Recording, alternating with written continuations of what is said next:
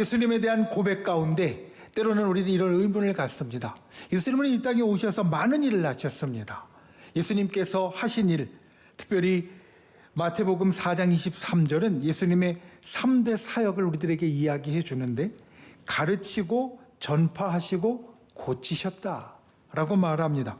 우리에게 천국에 대하여 가르쳐 주시고, 그리고 우리에게 기쁜 소식, 복음과 구원을 전파하시고, 모든 병과 그리고 모든 악한 것을 고치셨다라고 말합니다. 제자들은 이 모든 자리에 함께했던 사람들이었습니다. 그런데 제자들의 고백을 모아놓았다라고 알려져 있는, 사도들의 고백을 모아놓았다라고 알려져 있는 사도신경은, 그는 성령으로 잉태되어 동정녀 마리아에게서 나시고 라는 고백 다음에 어떻게 되느냐? 예수님이 이런 일을 하셨다라는 것이 아니라 본디오 빌라도에게 고난을 받으사 십자가에 못 박혀 죽으시고 라고 고백합니다. 예수님의 삶을 조금 더 자세하게 고백해도 될 듯한데, 그런데 곧바로 예수님의 고난으로 넘어가고 있는 것은 우리가 이 고백을 할 때마다 생각해야 할 아주 중요한 것을 일깨워 줍니다. 순환, 고난을 받는 것을 말합니다. 예수님께서 이 땅에 오셔서 고난의 삶을 사신 것을 순환당하셨다라고 이야기를 하는데, 이 순환이 좁게는 십자가의 사건을 의미합니다. 십자가 위에서 정말로 크게 고통받으신 그것을 이야기합니다.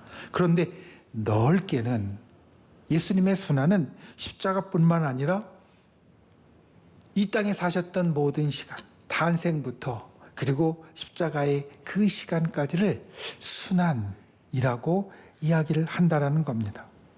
예수님은 성자 하나님이셨습니다. 하나님이 인간의 육신을 취해서 이 땅 가운데 사셨습니다.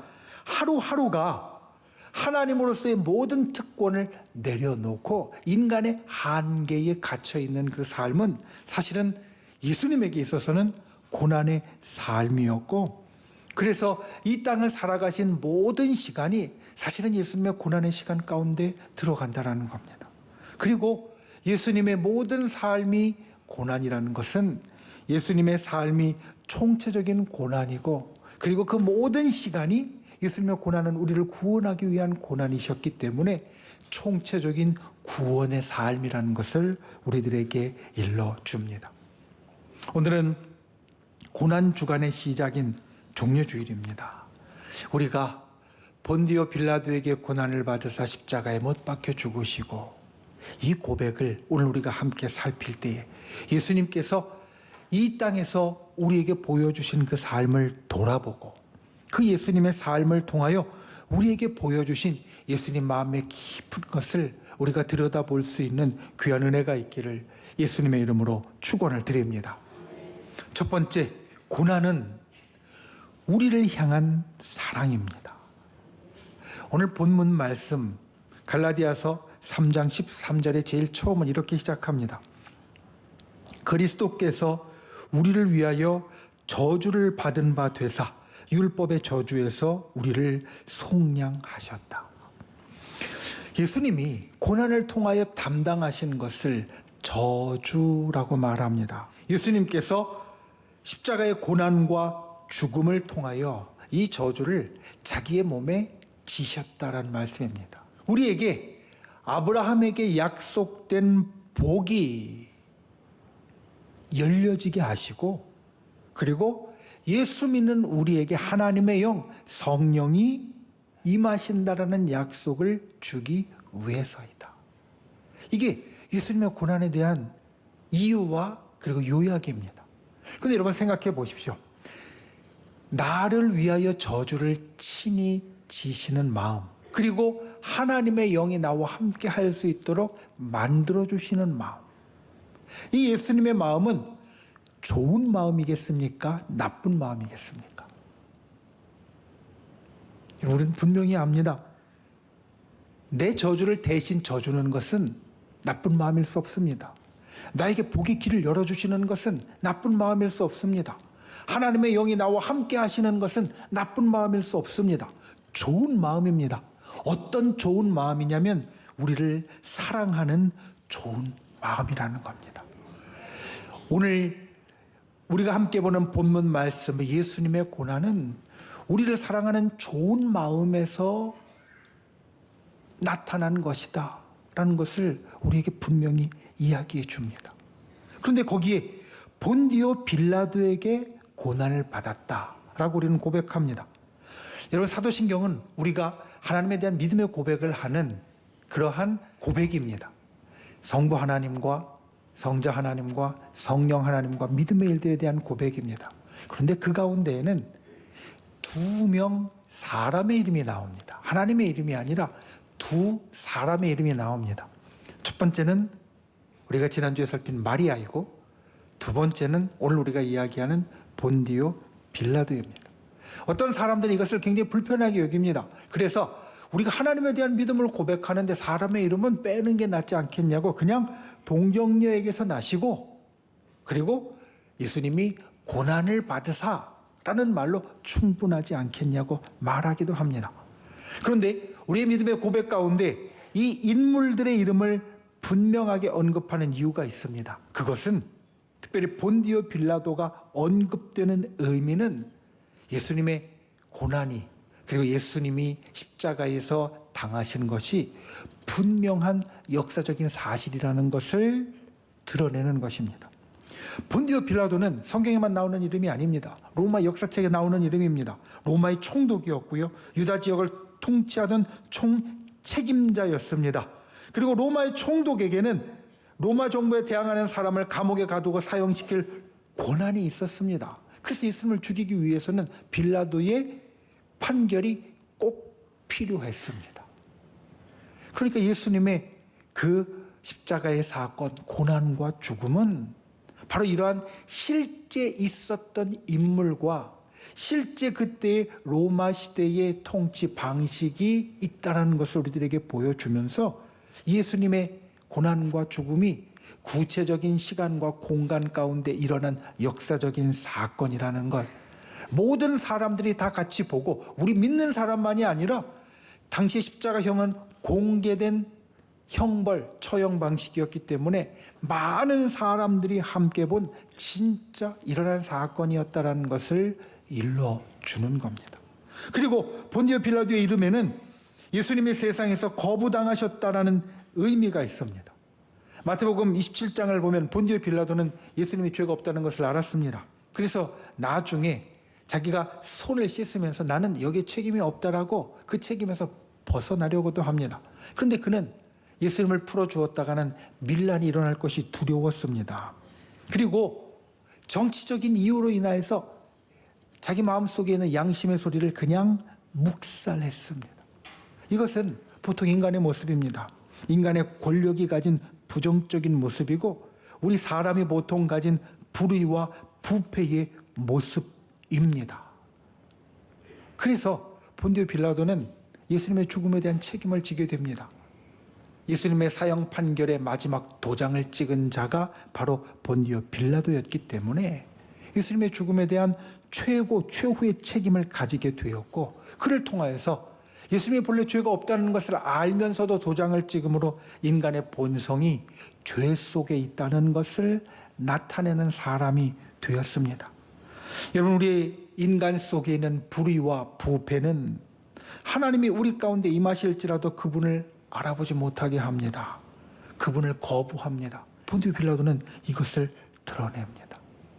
우리가 본디오 빌라도의 이름을 말할 때마다 예수님의 고난이 분명한 역사적 사건이었고, 세상이 구원자를 거부한 사건이었다라는 것을 기억해야 합니다. 우리는 보통 예수님이 십자가에서 고난을 받으셨다는 것을 생각하면 예수님의 손에 발에 못이 박히고, 예수님이 창에 찔리고 가시관을 쓰시고 채찍질 당하여서 피를 흘리시고 살이 찢기시고 정말 그 몸이 힘드셨다는 것을 생각합니다. 그런데 예수님의 고난에는 우리가 생각하지 못하는 보다 더 깊은 고통이 있었습니다. 그것은 영적인 고통입니다. 예수님은 우리 모두의 죄를 지시고 십자가에 오르셨습니다. 여러분 믿으십니까? 우리의 모든 죄를 예수님이 지셨습니다. 그런데 예수님이 우리의 모든 죄를 지셨기 때문에 일어난 일이 있습니다. 그것은 하나님과의 단절입니다. 하나님은 죄와 함께 하실 수 없는 분이십니다. 성경은 처음부터 끝까지 그것을 우리에게 분명히 이야기합니다. 하나님은 죄와 함께 하실 수 없는 분이시다. 그런데 예수님이 우리의 죄를 지고 십자가에 올라가신 그 순간 우리의 죄로 인하여서 예수님은 성부 하나님과 단절되셨습니다. 분리되셨습니다. 이것은 예수님에게 전혀 새로운 고통이었습니다. 왜냐하면 예수님은 삼위 하나님으로서 영원 전부터 영원까지 성부와 함께 하시는 분이셨는데 우리의 죄를 지심으로 하나님과 단절되시고 분리되시고 영적으로 죽음과 같은 고통을 겪으셨다라는 겁니다. 성경에 보면 예수님이 그 순간에 참으로 힘들어하셨던 것을 우리에게 보여줍니다. 마가복음 14장 33절은 예수님이 심히 놀라고 슬퍼하셨다라고 말합니다. 마가복음 14장 34절은 내 마음이 심히 고민하여 죽게 되었으니 너희는 여기 머물러 깨어 있으라고 제자들에게 하시는 말씀이 나옵니다. 이 말씀을 해석하면서 로버트 스타인은 이렇게 말합니다. 예수님이 두려워하시는 것은 신체적인 고통이나 죽음이 아니었다. 예수님이 두려워하시는 것은 무엇이었느냐? 하나님으로부터 버림받는 것과 같은 영적인 죽음, 우리의 죄를 지고 십자가 위에서 하나님과 단절되는 그 사건이었다는 겁니다. 그래서 예수님의 고통은 육신의 고통뿐만 아니라 그 영혼이 정말 고통스러운 그러한 고난이었습니다. 우리는 이 속에서 우리에게 주어진 구속이 얼마나 큰 것인지 알 수 있어야 합니다. 예수님의 고난이 그만큼 크다는 것은 우리에게 주어진 구속도 그만큼 큰 가치가 있다는 것을 이야기합니다. 그리고 이 모든 것을 친히 받으신 이유는 바로 우리를 향한 사랑 때문이었습니다. 여러분, 사랑이 예수님을 고난으로 인도했습니다. 사랑 때문에 고난을 감당하셨습니다. 만약 예수님의 이 사랑이 없다면 우리는 죄 가운데 영원히 멸망하고 말았을 것입니다. 그런데 예수님이 엄청난 고난을 통하여서 우리에게 구원을 이루셨기에 우리는 구원받는 자가 되었고 그 엄청난 사랑을 받은 자가 되었다라는 겁니다. 우리가 본디오 빌라도에게 고난을 받으사 이렇게 고백하는 것은 우리가 기억할 것이 예수님의 죽음뿐만 아니라 고난도 있다는 것을 알기 위함이고 그것이 우리를 향한 모든 사랑의 표현이었다는 것을 고백하기 위함입니다. 우리가 이 고백을 할 때마다 고난이 우리를 향한 예수님의 깊은 사랑이었다는 것을 기억하고 그 사랑을 새기고 또 다시 우리 마음 가운데 떠올릴 수 있는 귀한 분들이 되시기를 예수님의 이름으로 축원을 드립니다. 두 번째, 죽음은 사랑의 절정입니다. 이어지는 고백은 십자가에 못 박혀 죽으시고입니다. 여러분, 십자가는 그 당시 세상에서 가장 야만적이고 소름 끼치는 처형 방식이었습니다. 로마 제국은 이것을 사람들에게 본보기로 삼았습니다. 십자가를 통해서 그 처형 방식을 공개함으로 모든 사람들이 그것을 보고 두려움을 갖고 로마에 반항하지 못하고 또 다른 죄를 짓지 못하도록 하는 본보기로 삼았습니다. 여러분, 본보기는 잔악할수록 더 깊게 새겨집니다. 그래서 당시에 이 십자가 형벌을 집행하는 사람들은 가학성이 극에 달했다라고 말합니다. 그들이 거칠고 아주 잔인하게 다루면 다룰수록 그것을 보는 사람들에게 더욱더 깊이 새겨지는 본보기가 되기 때문에 십자가형을 집행하는 사람들은 아주 잔혹했습니다. 그래서 십자가에 달린 사람은 고문과 체벌로 많은 피를 흘리게 되었고 결국에는 가슴에 압박이 가해져서 질식사를 하게 되었다는 겁니다. 그리고 모든 사람들이 두려워하는 그 십자가의 죽음은 매우 수치스럽고 모멸감을 주는 것이었습니다. 십자가에 달린다는 것은 저주받았다는 것이고 버려졌다는 것입니다. 그래서 십자가는 감추고 싶은 사실, 말하고 싶지 않은 사실이었습니다. 그런데 이 십자가가 예수님과 연결되니 특별한 십자가가 됩니다. 오늘날 우리는 십자가가 감추고 싶은 것, 가리고 싶은 것으로 여기지 않습니다. 오늘 우리의 십자가는 구속과 영광과 존귀의 상징이 되어진다는 겁니다. 이 십자가를 우리가 말하는 것은 이 십자가가 반드시 있었다라는 게 먼저 이유입니다. 성경은 복음서를 통하여서 예수님이 십자가에 달리실 그 앞뒤에 얼마나 많은 일이 있었는지 굉장히 구체적으로 이야기하고 있습니다. 예수님뿐만 아니라 주변에 있던 사람들과 예수님이 했던 말씀과 사람들이 나눈 이야기까지 성경은 예수님의 십자가에 대해서 아주 구체적으로 이야기하면서 이것이 만들어진 이야기가 아니라 진짜 있었던 분명한 사실이라는 것을 우리들에게 이야기해 줍니다. 그리고 이 십자가는 우리가 하나님의 언약을 신뢰해야 한다는 것을 우리에게 말해 줍니다. 여러분, 인간에게 있어서 죽음은 모든 것의 끝이고 마침표입니다. 죽음은 우리가 생각하고 싶지 않은 문제입니다. 예수님 그 당시에도 그랬습니다. 예수님의 죽음을 앞에 두고 예수님의 수제자였던 베드로는 예수님을 3번이나 부인했습니다. 어떤 마음으로 3번이나 부인했을까? 여러 이유가 있겠지만 그 중에 하나는 그가 모든 것을 다 포기했기 때문이라는 겁니다. 예수님은 이제 곧 죽으실 겁니다.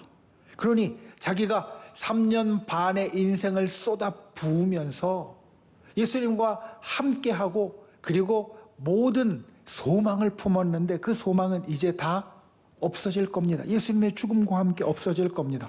베드로는 모든 의욕을 잃어버렸습니다. 자기의 상황이 암울하다고 생각했습니다. 이제 나의 세상은 무너졌다라고 생각했습니다. 그러니 자기가 3년 반 동안 모든 걸 다 버려두고 쫓았던 예수님을 나는 모른다라고 이야기할 수밖에 없었다라는 겁니다. 제자들도 마찬가지입니다. 다 흩어졌습니다. 도망갔습니다. 숨었습니다. 그 이유는 이제 예수님이 죽으니 모든 게 다 끝났다. 모든 것이 다 무의미하다. 그들 마음 가운데 절망과 혼돈의 감정이 가득 찼기 때문입니다. 그런데 십자가와 그 이후에 있었던 것은 우리에게 있어서 우리가 세상을 보는 눈이 우리의 경험과 느낌에 의존해서는 안 된다는 것을 일러줍니다. 당시 제자들의 경험과 느낌은 그것이었습니다. 세상은 다 끝났다. 내가 이제까지 살아온 경험으로 내가 지금 느끼는 감정으로 모든 것은 다 끝났다는 것이었습니다. 그런데 예수님이 십자가에서 돌아가셨을 때 그 죽음의 순간에 하나님은 함께 하셨고 하나님의 약속대로 예수님을 다시 살리셨습니다. 제자들의 마음 가운데는 절망과 혼돈이 있었지만 그래서 그 약속을 까맣게 잊어버리고 있었지만 하나님은 잊어버리지 않으시고 그 약속을 이루시는 분이 되셨다는 겁니다. 우리가 이 땅을 살아갈 때 우리도 제자들처럼 우리의 경험과 느낌 때문에 모든 것이 다 끝난 것 같을 때가 있습니다. 그런데 그때 우리는 이 십자가를 생각하며 기억해야 합니다. 하나님의 약속은 죽음 속에서도 반드시 지켜지는 약속이다. 우리의 모든 것 가운데 하나님은 함께 하시고 우리에게 약속과 부활을 이루어 주신다. 그리고 이것이 우리를 향한 사랑의 절정입니다. 예수 그리스도께서 십자가 위에서 돌아가신 것, 예수님의 죽음은 우리를 향한 사랑의 제일 클라이막스, 제일 꼭대기, 제일 절정이었습니다. 그 마지막 순간에 예수님이 이렇게 말씀하셨습니다. 다 이루었다. 무엇을 다 이루었냐면 이 땅에 오신 목적을 다 이루었다라는 겁니다. 이 땅에 오신 목적, 우리를 구원하고 우리의 죄를 다 씻어주시고 우리를 질병에서 고쳐주시고 우리를 저주와 가난의 굴레에서 벗어나게 하시고 그리고 창조 때 우리가 받아야 할 본래의 복을 회복시켜 주시는 것 모든 것을 이제 이루셨다라는 겁니다. 그리고 그것을 이루시는 것은 우리를 향한 사랑을 완성하시는 것이었습니다. 그러니까 십자가는 주께서 우리들에게 보여주신 사랑의 절정이 되어집니다. 예수님은 승리하셨습니다. 예수님은 승리자이십니다. 모든 것을 이루셨습니다. 그것이 우리를 향한 사랑의 가장 높은 형태, 가장 절정이 되었다라는 겁니다. 나를 향한 이 사랑의 승리를 기억하는 분들 되시기 바랍니다. 십자가의 죽음을 고백하면서 이 십자가가 정말 특별한 것이고 진짜 있었던 사실이다. 하나님의 언약의 성취이고 나를 향한 사랑과 승리의 역사이다. 이것을 내 마음에 새기고 내 마음을 울리게 하는 역사가 있기를 예수님의 이름으로 축원을 드립니다. 말씀을 믿습니다. 사람들은 십자가를 싫어합니다. 초대교회 때부터 그랬습니다. 빌립보서 3장 18절은 우리에게 이와 같은 것을 알립니다. 여러 사람들이 십자가의 원수가 되었다. 왜 십자가의 원수가 되는가? 그것은 십자가가 우리에게 우리가 생각하지 못하는 것을 요구하기 때문입니다. 십자가는 우리에게 무엇을 요구하느냐? 내가 죄인이라고 시인할 것을 요구합니다. 십자가는 우리에게 무엇을 요구하느냐? 나는 내 힘으로 구원받지 못하고 예수님을 붙잡아야 구원받을 수 있다고 요구합니다. 어느 누구도 당신은 당신 힘으로 잘 될 수 있습니다. 당신 힘으로 구원받을 수 있습니다. 라고 하지 않고 당신 힘으로는 아무것도 할 수 없으니까 구원받을 수 없으니까 예수님 붙잡아야 됩니다. 라는 말을 기뻐할 수 없습니다. 그러니 사람들은 십자가를 싫어합니다. 초대교회 때부터 그랬습니다. 오늘날도 마찬가지입니다. 오늘날의 사람들은 예수님의 십자가를 추상화시킵니다. 십자가에는 보다 높은 뜻이 있어. 십자가에는 보다 깊은 의미가 있어. 그러면서 실제 우리를 구원하신 사건으로서의 십자가를 애둘러 다르게 말하려고 합니다. 그래서 십자가에 높고 고귀한 뜻이 있다라고 이야기하면서 나에게 죄를 지적하고 그리고 내 힘으로는 구원받지 못한다는 얘기를 애써 외면하려고 합니다. 그런데 여러분 기억하십시오. 십자가는 도덕이 아닙니다. 십자가는 윤리가 아닙니다. 십자가는 하나님 사랑을 홍보하는 것이 아닙니다. 십자가는 실제 있었던 사건이고 우리를 살리시는 장엄한 하나님의 사랑의 사건입니다. 우리를 죄에서 살리는 구원의 사건이고 나를 향한 하나님의 사랑을 내가 경험하는 절감하는 장소가 되어집니다. 이게 진짜 십자가입니다. 십자가에 더 높고 고귀한 뜻이 있다는 것은 우리가 십자가를 실제 사건으로 절감한 다음에나 의미가 있는 것이지 이거를 피하려고 그것을 바라는 것은 십자가의 본래 뜻이 아니라는 겁니다.